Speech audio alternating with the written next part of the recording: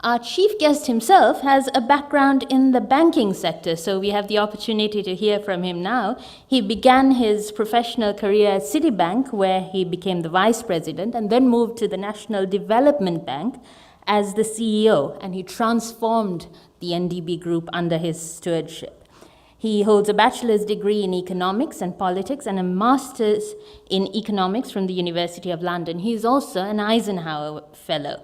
So please welcome the Honourable State Minister of Finance and Mass Media, Mr. Eran Wickramaratne, as he says a few words.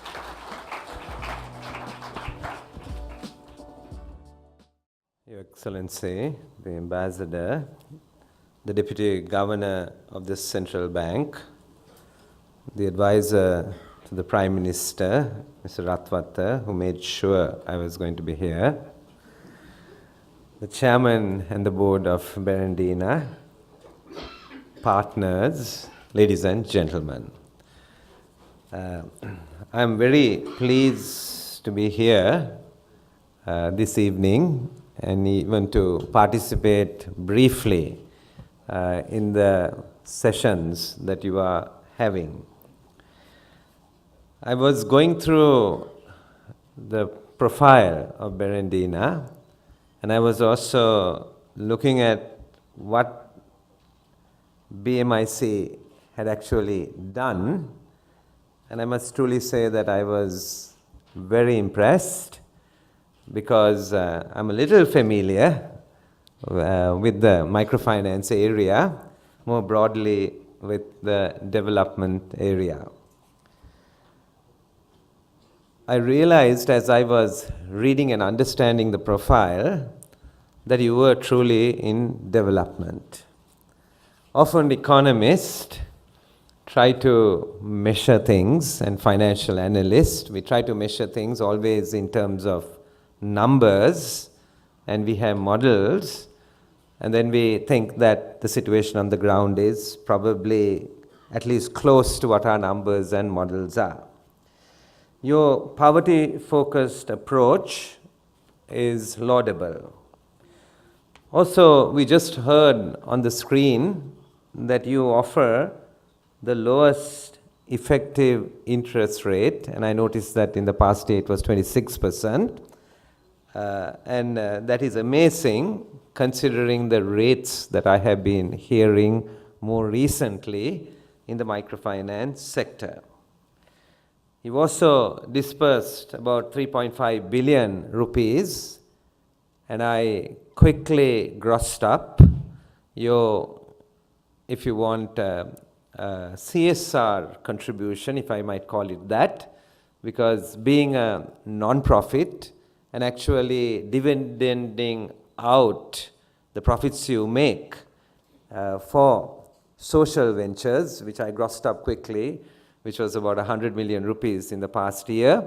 I think it's really amazing what you have actually done based on the loans that you have given in the past year.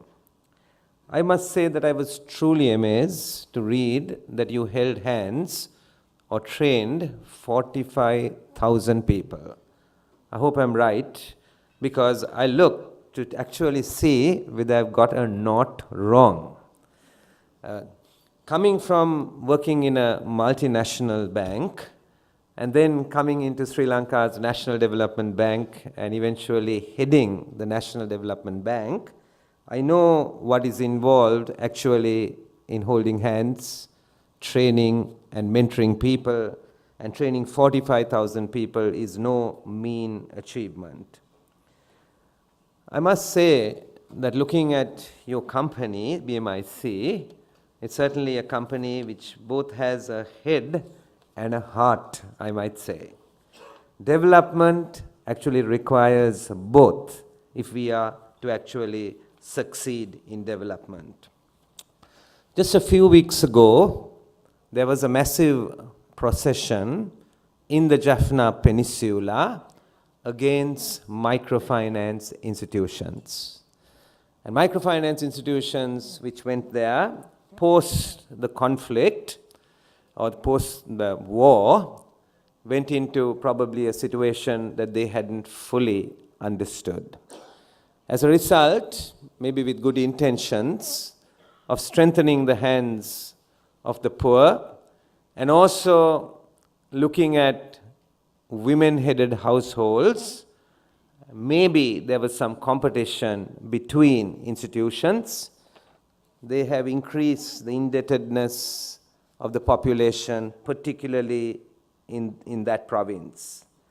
They probably did not understand that they were dealing with more than interest rates, numbers, graphs, and statistics in that situation.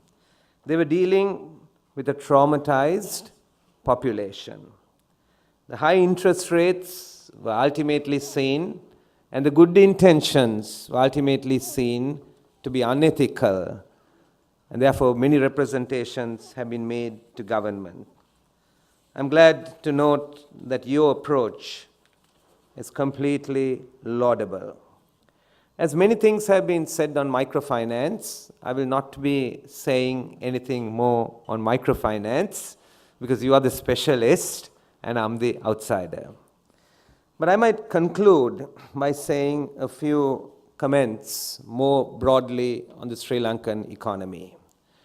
Because I think everything we do, even in alleviating poverty, needs to fit into the big picture and into the direction that the country is taking.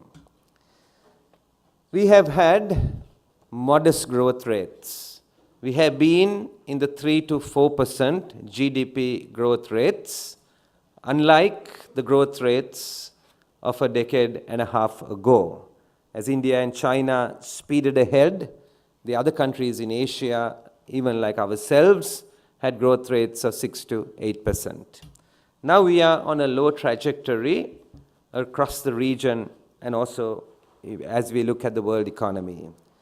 But our desire is not to be in the 3 to 4% growth rates, but to be more into the 5 to 6% growth rates. 2017 has, however, closed on good figures, the macro management of the economy. As we look at exports, we see that exports have grown, and in the January to August figures, we were growing at about 9.23% more than in the previous years. If you looked at foreign direct investment, which was about $800 million in 2016, it grew to $1.63 billion, doubled in 2017. And as we look at the budget deficit, it has been coming down over a period of time, with an aberration in 2017, where in 1 year we had both floods in some provinces of the country, while we had a drought in nearly 20 districts of the country. And therefore, there was an aberration in terms of the budget deficit, but the budget deficit has been coming down. For the first time in 50 years, the primary balance in the budget has been positive. And the primary balance is the budget deficit minus the interest payments that government makes. For the first time, it has been positive in nearly 56 years. Since our government took office, we have improved our relations with our traditional markets, both in Europe and in the US. And as a result of removing the EU ban on fisheries, we have been able, just in the last year, increase our exports to the EU by 38.69% in 1 year. And I think there is tremendous scope, even probably for those who are in the micro sector, to basically benefit somewhere in the supply chain. We have also been able to resume our free access to Europe on GSP+, and therefore this applies to nearly 6,000 items from which we could benefit over the next few years. The 2018 budget presented by the Finance Minister Mangala Samaravira focused on creating entrepreneurs, and that's why the budget was called Enterprise Sri Lanka. Our government's policy is to make Sri Lanka a hub for the South Asian region. It is our government that is pursuing free trade agreements with China, Singapore, and India.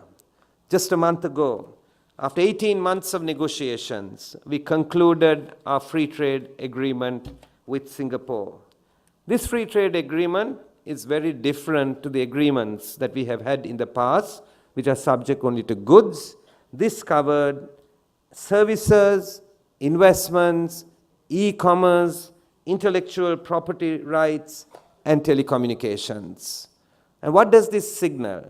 This signals that Sri Lanka is open for business, and we want to be more outward looking. This agreement is important, and it is a part of our new national trade policy. So my concluding remark is that we need to have a more global mentality. This is an island which has been trading east and west for nearly 2,000 years, where we have had Sri Lankan ambassadors sent by our kings into the European courts nearly 1,000 years ago. While East Asian countries have dominated the global supply chain in the past, with China's restructuring, there's opportunities for countries like us and for Sri Lanka. We are the latecomers in this area.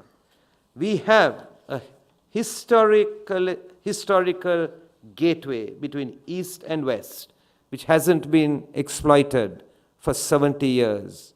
Our future lies in being the gateway to South Asia, just like others became the gateway to Southeast Asia. So while I fully endorse your great efforts in poverty alleviation, we need to connect the supply chains right into the bigger companies and the bigger markets to raise the living standards of all Sri Lankans. Thank you once again for inviting me to be here this evening.